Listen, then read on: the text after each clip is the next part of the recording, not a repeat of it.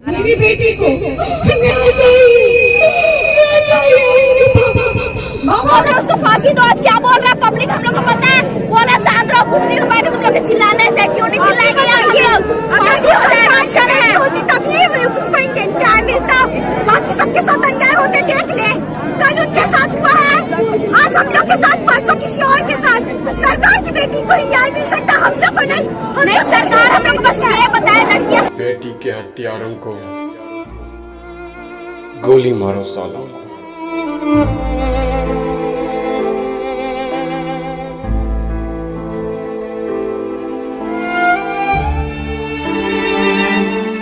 पता है गर्व की बात क्या है कि हम भारत में रहते हैं। यहाँ सैकड़ों धर्म हैं, पर हम एक दूसरे को गले लगा सकते हैं। और पता है सबसे घिनौनी और गंदी बात क्या है कि साला इसी भारत में रेपिस्ट और मर्डरर को दोबारा मौका दिया जाता है। लटकाते हैं साला दो चार लोगों को, वैसे भी अपना देश जनसंख्या को लेकर बदनाम हो रहा है। इसी बहाने साला धरती भी खुश होगा कि आज मेरे बोझ कुछ हल्के हुए।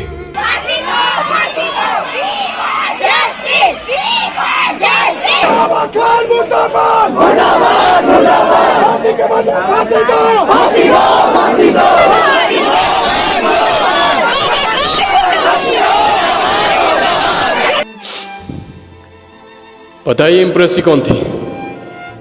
12th क्लास में पढ़ रहे एक ब्रिलियंट स्टूडेंट जो अपने पिता के इलाज के लिए यूट्यूब में चैनल बनाकर फंड जमा करती थी। इम्प्रेसी चली गई, चैनल चला गया, फंड का क्या, उसके माता पिता वैसे ही मर जाएंगे।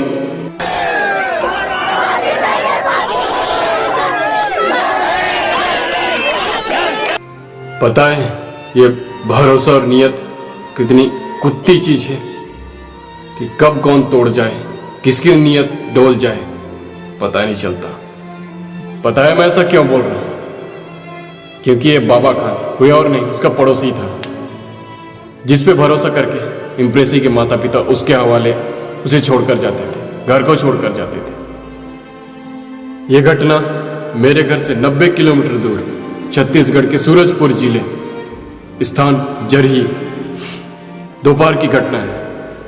जब वो एग्जाम लिख के आई, अपने बाथरूम से नहा के निकल रही थी। एक लड़का है मयंक पांडे,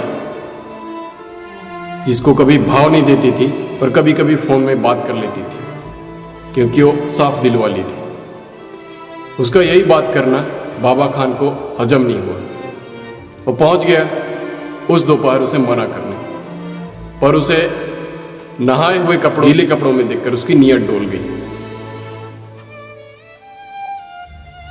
आसानी से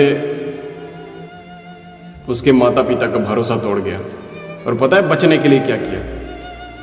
उसे फांसी में लटका दिया और हाथ में लिख दिया कि ये जो हुआ है मयंक पांडे ने किया है। जब तक हम समाज को बदल नहीं देते, प्लीज अपनी बहन की रक्षा हमें खुद करनी पड़ेगी। मैं मेरी बहन को रोकता हूं कि वो किसी गलत चीज में ना पड़ जाए, क्योंकि लड़कियों पे इतना सभी तिनका भी उछाल आया, कुछ उंगली उठ गया तो हमेशा के लिए उनकी जिंदगी पर कलंक बन जाता है।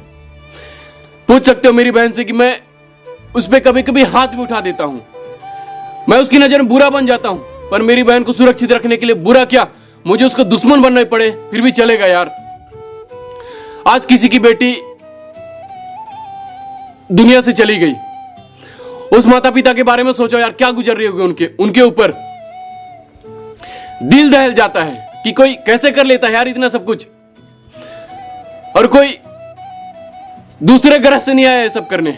हमारे बीच हमारे साथ पड़ा बड़ा एक लड़का है जो कि ऐसा कर गया। मैं दावा ठोकता हूं कि जब देश में कोई शहीद होता होगा तो वो भी अपने व्हाट्सएप पे, फेसबुक, इंस्टाग्राम में उसकी स्टोरी डाल के देशभक्त बनता फिरता होगा। पर मौका मिलने पर वही जाहिल, ऐसे जानवर, ऐसे राक्षस जैसे काम करने लगते हैं। समाज को सुधारने वाले स्वर्ग से नहीं उतर के आएंगे।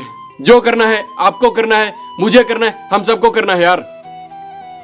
बहनों को हमने ये आजादी दे दी कि हमसे कंधा मिला के चल सकते हैं, पर वही सिक्के का अगला पहलू होता है कि जब वो अकेले रह जाती है तो उन्हीं में से, हम ही में से किसी एक का नियत डोल जाता है। और पता है, इस घटने के बाद मेरी फ्रेंड अपने घर से नहीं निकल रही है, क्योंकि इम्प्रेसिव उसकी रिश्तेदार की बेटी हुआ करती थी।